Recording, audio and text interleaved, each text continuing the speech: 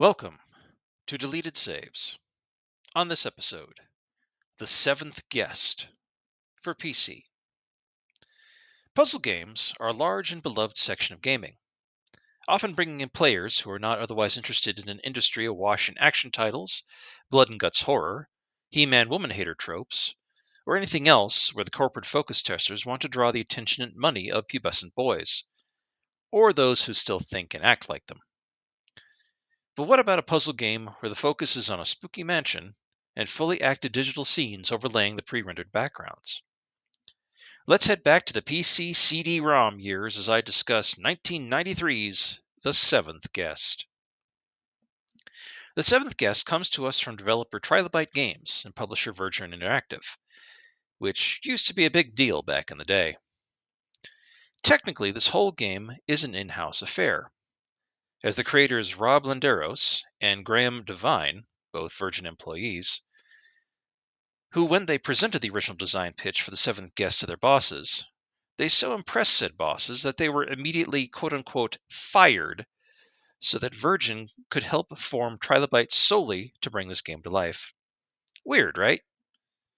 Well, that's the nature of massive multinational conglomerates, folks.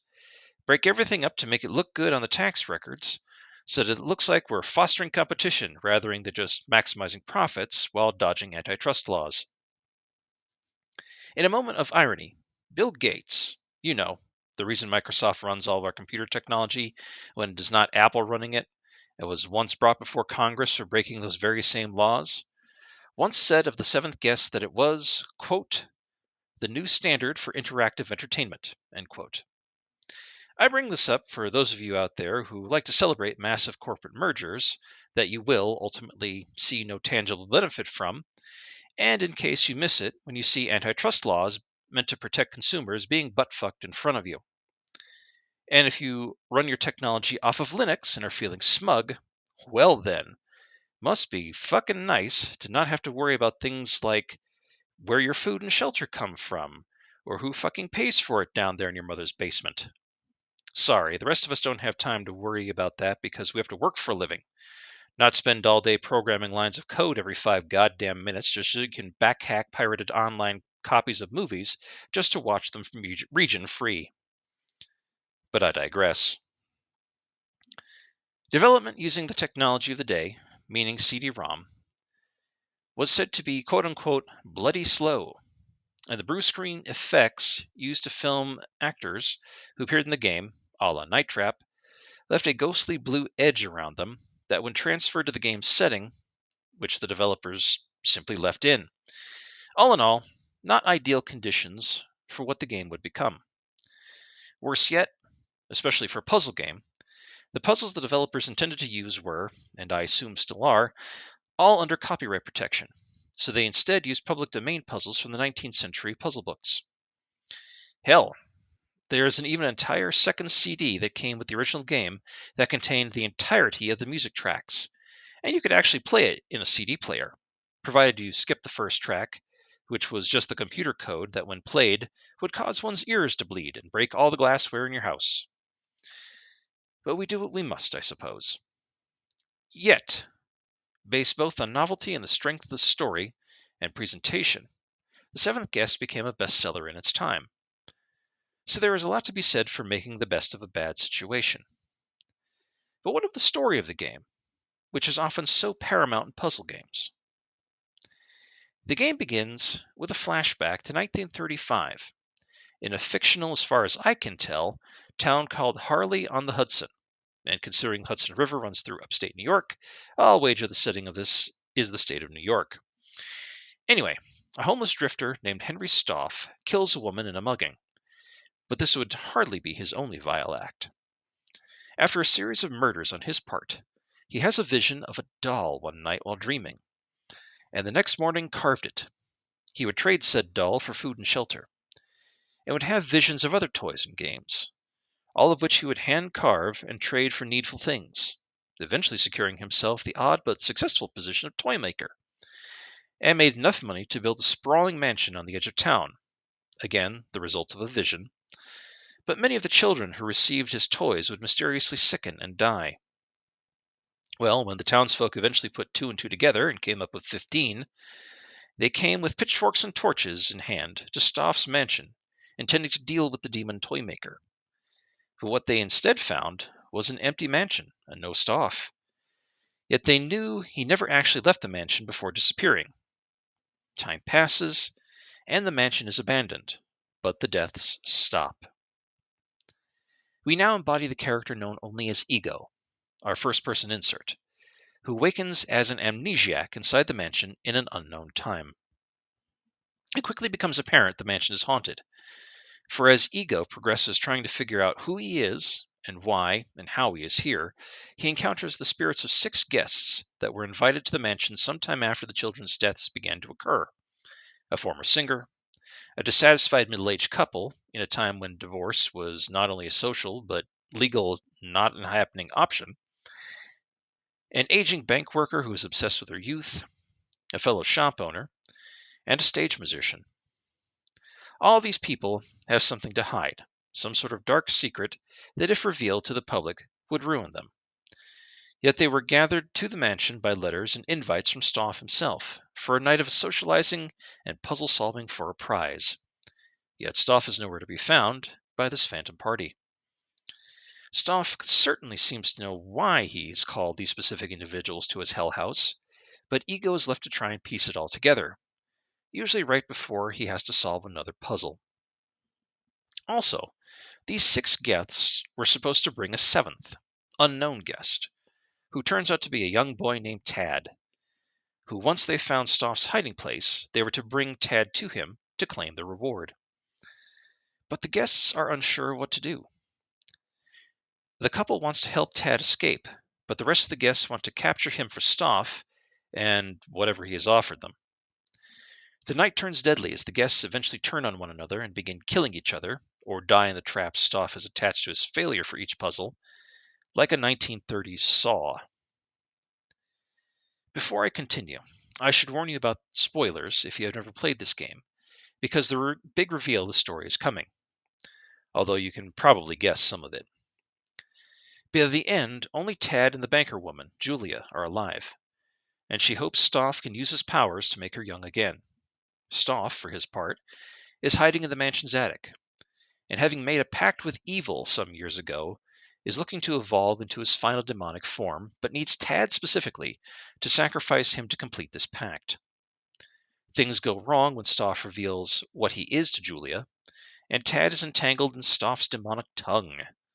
This is where Ego, our insert, realizes that he is Tad's spirit, trapped in the mansion night after night, reliving his last night alive over and over in a perpetual purgatory, yet somehow he has grown up on death. What he is trying to do is solve the puzzles himself, night after night, attempting to break his own curse, all the while with Stoff taunting him when mistakes are made. Ego can now, with the player's intervention, free himself by causing Tad to escape, and Stoff's spirit is finally consumed by his demonic overlord. Tad thanks Ego, and by extension us, for his help, and can finally leave the mansion after untold time, and Ego steps into the light and disappears. And thus ends the story of the 7th guest. But at its heart, this is a puzzle game with a horror storyline. As I said earlier, the puzzles the developers were originally thinking of using were all under copyright protection, and therefore could not be used.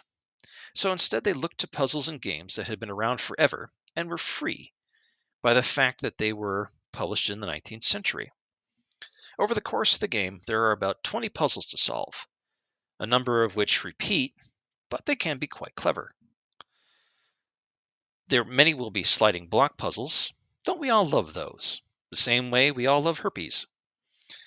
A number of puzzles, at least a few mazes, a couple involving chess pieces, and there is one where a cake must be cut up enough to give the exact same number of pieces for each guest.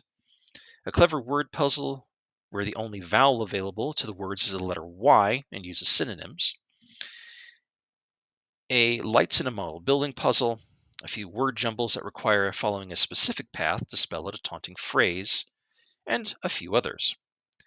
Perhaps the most infamous puzzle, however, is the blood drop puzzle under a microscope, which was based on an old game called Spot and random numeric luck and was reset each time you stepped away from it. Now, the good news is that in one room of the mansion, there is an in-game hint book that will help you out with your current puzzle. And if you ask it for a hint 3 times, it will solve the puzzle for you if you get super stuck. I bring this up because it helped me a lot even though I was following a guide. But even the guide and the online places dedicated to the seventh guest recommended letting the book solve the blood drop puzzle for you, as it was so random and badly programmed, it can halt all progress on the game otherwise. And believe me, if you are anything like me and bad at puzzles, especially the more obscure they get, the last thing you want is to get so stuck you cannot finish the game, especially if you are following the story. In many cases, interacting with these puzzles will show you how the other mansion guests solved it, and often died miserably at each other's hands or by Stoff's demonic magic. But you can also interact with random objects throughout the mansion to show more of the story. Private moments, funny moments, salacious moments, because, horror media, so somebody's got to fuck in the middle of an abandoned and dangerous place. But if you stand around waiting too long, a white-clad phantom woman, who is never explained as to her presence, and was not one of the other guests, will appear and beckon you towards your next goal. All of these characters are shown in super low-res, grainy as shit filter, of live actors in period costumes pantomiming at each other in front of a blue screen that was then superimposed over static pre-rendered backgrounds. So sometimes we see ghosts interacting with the background and not quite nailing it. But they can likely be forgiven, as it was 1993 and nobody knew what the fuck they were doing. They were just going for it. Our trip to Critics Corner today is perhaps one of the weirdest we've seen so far. While outlets like Computer Gaming World, GamePro, and Electronic Gaming Monthly, back when those were relevant, reviewed it and gave it generally good praise for tone and puzzles, except where Computer Gaming World lambasted the IBM port of the game for being difficult to run and incompatible with the suggested system requirements, again, back when that actually mattered before computers were largely homogenized by interchangeable parts, almost as if some massive multinational corporation had made it so. Go figure. Our most bizarre review, however, comes from Dragon Magazine, one of the 2 official publications tied to the Dungeons & Dragons tabletop game. In a segment called Eye of the Monitor, the reviewer said the seventh guest, quote, suffers from an incurable case of confusion about what it is trying to be. It's either a collection of puzzles encumbered by an unnecessary horror setting and story, or it's a horror story and setting encumbered by an unnecessary collection of puzzles, end quote. Scathing. But before we go further, may I just ask the following equally scathing question? Why in the hot holy fuck is a Dungeons & Dragons magazine that reviewed supplements for tabletop gaming under its own license bothering to review computer games? Where did that nerve come from? It would be like, I don't know, something like Entertainment Weekly reviewing games. I'll let you all look that one up, dear listeners. But overall, the seventh guest still sold outrageously for its time, despite issues with the hardware compatibility back when what exact type of computer you had mattered. And by 1998, it had earned $40 million in revenue in the US. The seventh guest, in combination with fellow pre-rendered puzzle game Myst, proved to be the quote-unquote killer app that drove CD-ROM sales way past expectations, and did well enough to warrant a sequel titled The 11th Hour, which I know exists, but I personally did not play. For myself, I was weirdly obsessed with this game back in 1993. I bought the strategy guide for it long before I ever bought the game, and I pored over the story, the hell with the puzzles. I don't even know why I did this. I certainly didn't have a background story by any means, or as anything groundbreaking, which could mostly be summed up with evil murderous toy maker wants to spend eternity licking Satan's asshole for momentary power on Earth as the plot, which, if I'm correct, was the standard plot for every movie ever made by direct-to-video schlock champions Full Moon Entertainment. But for me, it was just not something I'd ever encountered before, and it got my attention. It would not let go. Even when I played the game, I blazed through the puzzles as fast as I could, even ignoring the solutions in the guide, just to get more plot. I love to solve mazes, and I did a lot of word search puzzles with my grandmother back in the day, but I'm hardly a master of puzzles and I don't enjoy them. Sue me, I guess, for not being smart enough. But there was just something about this particular game that was strong enough to get me, a kid who didn't care about puzzle games, to try it out. Maybe it was the setting, or the mood, or the semi-safe darkness of the surrounding of the plot of the horror mansion full of mystery. I don't really know. Maybe that Dragon magazine review was more right than I thought. Whatever it may be, The Seventh Guest became another in my personal pantheon of games that were just as mysterious and stand out among the collection of games I normally played as something like SimCity. It was just so not me, but I still had to play it.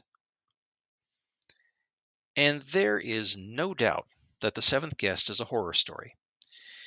It is a classic ghost story with just a bit of a cheap back of the bookstore shelf plot to keep it going. Not as foundational as a Poe story, not as adaptable or saleable as a modern market as a King story. But it is an adaptation of the haunted house for the digital age with pomp and spectacle. In the period before when games like Resident Evil or Silent Hill were considered the standard, but after badly licensed games like Friday the 13th or A Nightmare on Elm Street had tried to be a cheap cash-in on the 80s slasher fiction in the digital space. And I think that alone was what made it stand out.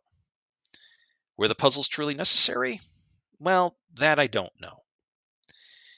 As I said at the beginning of this episode, the puzzle game genre is huge and has more players than I think we realize.